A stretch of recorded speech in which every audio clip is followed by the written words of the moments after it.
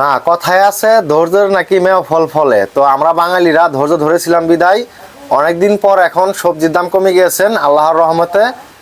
খুব সুন্দর ফসল হয়েছে কৃষকদের ফসলের মাঠে। তো আমরা বাঙালিরা এখন গরিবরা এখন খুব কম দামে ফুলকপি, মূলা, দেখতে পাচ্ছেন আল্লাহর রহমত কত বড় মূলা, মানে পুরা এক হাত। তো এটা হচ্ছে আল্লাহর নিয়ামত। তো রিজিকের মালিক আল্লাহ, এটা প্রমাণ। তো আমরা ধৈর্য ধরেছি বিদায় এখন এরকম কম দামে সবজি খেতে পারতেছি। তো যখন বেশি ছিল তখন ভিডিও করছি, এখন সবজির দাম কমে গেছে, এখন যে ভিডিও করব না তা কিন্তু নয়। কিন্তু কথা হচ্ছে আমার যে ভিডিওতে দেখলাম ফুলকপি কৃষকরা এভাবে ক্ষেতের মধ্যে কেটে ফেলতেছে। তো গরু কেউ নাকি খাওয়াই তারা কুলিয়ে পারতেছে না।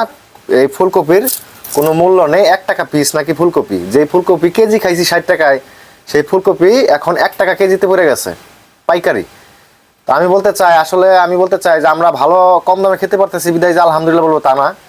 যারা এটা কষ্ট করে ফলাইছে কৃষকদেরও কিন্তু একটা প্রফিটের দরকার আছে। তারা যদি এভাবে মার খায়, তারা যদি লসের মুখে সম্মুখীন হয়, তাহলে তো তারা সামনের বছর এরকম ফুলকপি আর করবে না, এরকম পাতাকপিও করবে না, এরকম মূলাও করবে না।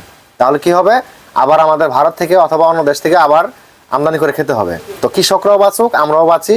তো সেভাবেই দুজনের মধ্যে সমন্বয় করে যারা পাইকার আছে, পাইকাররা জানে তাদেরকেও কিছু দেয় এবং আমাদের কাছ থেকেও কিছু নাই। সমন্বয়ভাবে এটার একটা সঠিক দাম আনার প্রয়োজন রয়েছে। তো এই নিয়ে আমি সবাইকে ঐক্যবদ্ধ হতে বলবো এবং সবাইকে একটি তীব্র প্রতিবাদ জানানো দরকার যে যখন বেশি দাম ছিল তখন আমরা খেতে পারছি, এখন কমে গেছে বিদায় যে এতটাই কমবে যে আমাদের কৃষকরা মেরে আমরা খাবো তা কিন্তু নয়। কৃষক বাঁচলেই আমরা বাঁচবো। তো কৃষকদেরকেও বাঁচাতে হবে, আমাদেরকেও বাঁচতে হবে। সমন্বয়ে তাদেরকেও একটি দাম ধরে দেওয়া হোক, আমরাও খাবো প্রয়োজনের ফলে। এটা যদি খুচরা আমাদের 10 টাকা থাকে, আমরা 15 টাকায় খাবো, তাও কৃষকরাও বাঁচুক, আমরাও বাঁচি। তো আমার ভিডিওটি ভালো লাগলে ভিডিওটি সবাই বেশি বেশি শেয়ার করবেন। ধন্যবাদ। আসসালামু আলাইকুম।